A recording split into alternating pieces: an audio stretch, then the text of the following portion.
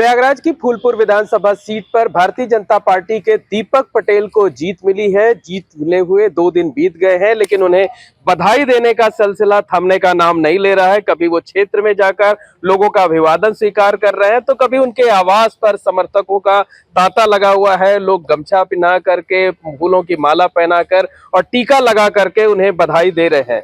अब तो थकान मिट गई होगी। जी, थकान तो सर्टिफिकेट मिलने के बाद ही मिट गई। बहुत बहुत लोगों ने बड़ी मेहनत किया। हमारी विधायक जी बाहर खड़ी हैं, इधर ये राजू भाई खड़े हैं, पूरी टीम वर्क था और सफलता मिली। अच्छे वोटों से सफलता मिली, निश्चित तौर पर ये थकान मिटाने वाली है। अच्छा, ये जो जीत मिली हुई है, जीत का श्रेय किसे देते हैं? क्या मानते हैं, कौन सा फैक्टर रहा जो काम आया आपके चुनाव में? देखिए, जीत का मुद्दा तो शुरू से ही विकास ही था। कानून व्यवस्था, विकास, लोगों को भरोसा था भारतीय जनता पार्टी पे और हमारे कार्यकर्ताओं ने, हमारे पदाधिकारियों ने, हमारे एमएलसी साहब खड़ी हैं बगल में, विधायक गणों ने और जो भी लोग चुनाव में लगे थे, जी तोड़ मेहनत किया, स्वयं को प्रत्याशी मान के लड़े और समय कम मिला, लेकिन हमारी हर जगह पहुंच हो गई थी। हमारे लोग हर जगह, हर एक कार्य मतदाता से मिल लिए थे और माननीय उप मुख्यमंत्री जी का 2 बार आना, माननीय मुख्यमंत्री जी उनका 2 बार आना, ये सब सारे सामूहिक कारण थे जिसके कारण जीत मिली। मतलब एक युवा और सक्रिय चेहरे पर दांव लगाना वो पार्टी के लिए मुफीद साबित हुआ। बिल्कुल, ये कठिन था पार्टी की उम्मीदों पे खरा उतरना, क्योंकि पिछले लोकसभा का जो चुनाव हुआ था उसमें हम 18,000 से वहाँ पीछे थे। उसके बाद 4 महीने बाद ही तुरंत चुनाव हुए और उसमें जीत में तब्दील करना और अच्छे खासे अंतर से जीत में तब्दील करना एक कठिन दुष्कर कार्य था, लेकिन सबका सामूहिक प्रयास की चीज़ होती है चुनाव। व्यक्ति विशेष प्रत्याशी के तो बस का अकेले कुछ नहीं होता, सबके सहयोग से, सबके प्रयास से ये संतोष विजय मिली। क्या कहेंगे अब फूलपुर की जनता के लिए, क्या कुछ सोच रखा है आपने? फूलपुर की जनता को जितना धन्यवाद दें उतना कम है। हम पे भरोसा उन्होंने जताया है, तो उनका जो निर्णय जो उन्होंने लिया इस चुनाव में वो सार्थक रहेगा। उनको कहीं से भी ये एहसास नहीं होने देंगे कि उनको पछतावा हो रहा है ऐसा चुनाव करके। मतलब जनता ने जो भरोसा जताया है उसका रिटर्न गिफ्ट उनको मिलेगा। बिल्कुल मिलेगा। 100% उनकी उम्मीदों पे, उनकी अपेक्षाओं पे खरा उतरने का पूरा प्रयास होगा। कुछ काम सोच रखा है आपने कि प्राथमिकताओं के आधार पर कौन सा काम कराएंगे? जी, सोच रखा है। बहुत सारे काम, जैसे मूलभूत सुविधाओं पे ही अगर गौर करें तो बड़ी सड़कों का करीब करीब पूरा हो चुका है निर्माण। छोटी गाँव की सड़कें हैं, उस पर काम करना है। पेयजल समस्या का भी काफ़ी संख्या में समाधान हो गया है, लेकिन अभी बहुत जगह टंकियाँ नहीं बन पाई, उस पर काम करना है। एक बड़ी समस्या नौजवानों को रोजगार को लेके है और कोई ऐसा एक केंद्र बने फूलपुर में जो राष्ट्रीय स्तर का हो, जिसकी ख्याति राष्ट्रीय स्तर का हो और आम जनमानस उससे लाभान्वित हो, इस पे काम करना है। अभी एक सलोरी से हेतापट्टी का ब्रिज जो एक नया प्रयागराज वहाँ बसाएगा, इस पे माननीय मुख्यमंत्री जी से चर्चा हुई थी और काफ़ी सकारात्मक उनका जवाब था। इस पे काम करना है। अच्छा, एक वहाँ की बड़ी समस्या है, हर साल जो है एक आबादी का एक बड़ा हिस्सा जो है वो बाढ़ से प्रभावित होता है। बांध बनाए जाने की जरूरत है। जो मुख्यमंत्री जी की पहली सभा थी उसमें आपने इस मुद्दे को उठाया था और उन्होंने कहा भी था कि जो मांग आप लोग उठा रहे हैं वो जरूर पूरी होगी। अब तो आप विधायक चुन लिए गए हैं, मुख्यमंत्री जी से जब पहली मुलाकात होगी उसमें इस बात को उठाएंगे, कहेंगे? जी बिल्कुल, ये 50 हज़ार लोग इस समस्या से ग्रसित हैं, प्रभावित हैं और उस बांध बन जाने से न सिर्फ बाढ़ की समस्या का समाधान होगा, बल्कि लोगों का जो खेती, जो मुख्य वहाँ का पेशा है, खेत नहीं हो पा रही है, तो उसका भी समाधान होगा। मैंने कल ही सिंचाई विभाग के एक्सीएम से बात करी थी, तो उन्होंने कहा साहब एक दिन बैठेंगे और बैठ के मौके का सर्वेक्षण करेंगे और ज़रूर इस बात को मुख्यमंत्री जी ने मंच से बोला है, उसको पूरा कराएंगे। अच्छा, प्रयागराज में अब 50 दिन से कम का वक्त बचा हुआ है महाकुंभ के आयोजन में, और महाकुंभ का एक बड़ा हिस्सा आपकी विधानसभा सीट पर आता है। उससे पहले, कुंभ के आयोजन से पहले जो भी जरूरी चीजें हैं वो पूरी हो जाए, उसकी मॉनिटरिंग कैसे करेंगे और मुख्यमंत्री या जो संबंधित विभाग के मंत्री हैं उन तक कैसे बात पहुंचाएंगे? क्या कुछ सोच रखा है? क्योंकि 40 करोड़ से ज्यादा लोगों के इस बार आने का अनुमान है। ये बड़े सौभाग्य की बात है कि जो विश्व का सबसे बड़ा धार्मिक मेला है महाकुंभ, वो उसका 75% हिस्सा फूलपुर विधानसभा में है।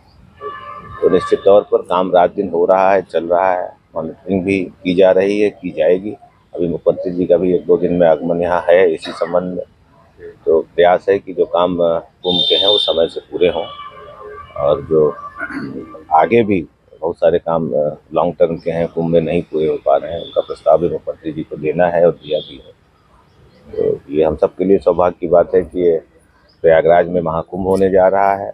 एकदम नया प्रयागराज चारों तरफ दिख रहा है, आप भी देख रहे हैं, रात दिन काम चल रहा है। और उस महाकुंभ का 75% मेले का जो हिस्सा है वो फूलपुर विधानसभा में है। अच्छा, आपका जो मैनेजमेंट था, कार्यकर्ताओं की जो एकजुटता थी, सक्रियता थी, उसने जीत तो दिला दी, लेकिन लोकसभा चुनाव से कंपेयर अगर करते होंगे, जब अतीत में 4 महीने 5 महीने पीछे जाते होंगे, तो डर तो लग रहा होगा चुनाव के दौरान। बिल्कुल चिंताजनक था, 18,000 पीछे का भरना था, फिर 1 से शुरुआत करनी थी, चिंताजनक था। लेकिन लोकसभा चुनाव में जो अफवाह फैलाई गई आरक्षण और संविधान को लेकर, देखिए उस अफवाह का खात्मा हो गया। अभी महाराष्ट्र के चुनाव में हुआ और राहुल गांधी जी वही बात दोहराते रहे, लेकिन जनता ने उनकी एक नहीं सुनी। वही यहाँ भी था, लोगों का भरोसा विकास पे है, कानून व्यवस्था पे है, और एक अटूट विश्वास है योगी जी और मोदी जी पर जनमानस का।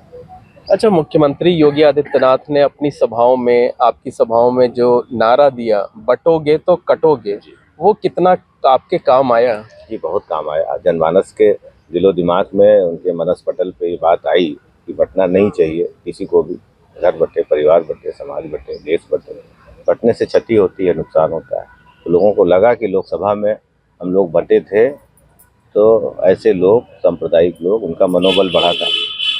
तो इस बार एक अच्छा जवाब पूरे प्रदेश की जनमानस ने दिया है। 9 में 7 सीटें हम लोग जीत के आए चुनाव।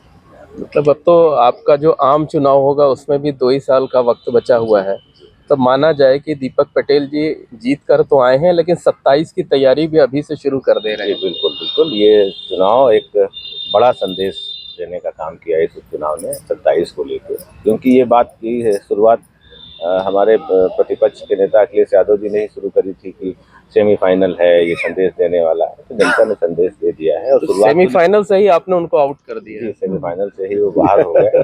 और हम लोग, आज मेरा ये चौथा चुनाव रहा है, तो लगातार क्षेत्र में बने रहना और लोगों के बीच में रहना, ये स्वभाव में आ गया है, ये एक रूटीन में शामिल हो चुका है। तो तैयारी तो हमेशा रहती है, और इसीलिए कितने आरोप लोग लगाते थे, बाहरी है, फला है, ढिमा, जनता ने एक नहीं सुनी, क्योंकि हम बने रहे उस बीच में भी, हमेशा लोगों से मिलना जुलना, लोगों के यहाँ सुख दुख में पहुँचना। और हर राजनीतिक व्यक्ति के लिए अगर लंबे दौर की राजनीति करना है तो क्षेत्र में जनमानस के बीच में बने रहना होगा। बिल्कुल, हम ये उम्मीद करते हैं कि जनता ने जो भरोसा जताया है उस पर आप खरे उतरेंगे। एमएलसी निर्मला पासवान जी, इन्होंने भी काफी मेहनत किया था। एक सवाल इनसे ले लें, जिम्मेदारी और जवाबदेही अब आपकी भी हो गई है फूलपुर में। बिल्कुल, जो जिम्मेदारी दी थी संगठन ने और सरकार ने, दोनों जिम्मेदारियों को बाखूबी हमने निभाया। और जीता जागता उदाहरण दीपक भाई खड़े हुए हैं। और अनुसूचित वर्ग ने जो खटाखट के चक्कर में चला गया था, वो फटाफट आया, क्योंकि सच्चाई सामने आ गई थी। और सपा को सफाचट कर दिया। खटाखट का जवाब फटाफट से दिया। बिल्कुल, खटाखट का जवाब फटाफट। 4 महीने के अंदर 30,000, बहुत बड़ा वो लगता है। 4 महीने में 30,000 वोटिंग, 18,000 वोट जो हम लोकसभा में गए थे, और 12,000 हमने प्लस किया, दोनों को काउंट करिए तो 30,000 हमारे साथ जो 4 महीने में लोग आए। ये आप समझ सकते हैं कि आने वाले 2027 में कितने तेजी से लोग आएंगे। तो धन्यवाद। ये है दीपक पटेल जी, फूलपुर सीट के नवनिर्वाचित विधायक हैं। उनका कहना है कि जनता ने जो भरोसा जताया है उन पर, वो उस भरोसे पर खरा उतरेंगे। क्षेत्र के विकास का मुद्दा हो, चाहे बाढ़ की समस्या को दूर करने का मामला हो, और चाहे महाकुंभ से जुड़े हुए जो विकास कार्य हो, उन कामों को प्राथमिकता के आधार पर करेंगे और जनता के बीच लगातार सक्रिय रूप से बने रहेंगे। For exclusive and insightful videos, subscribe to our new channel ABP Live Premium.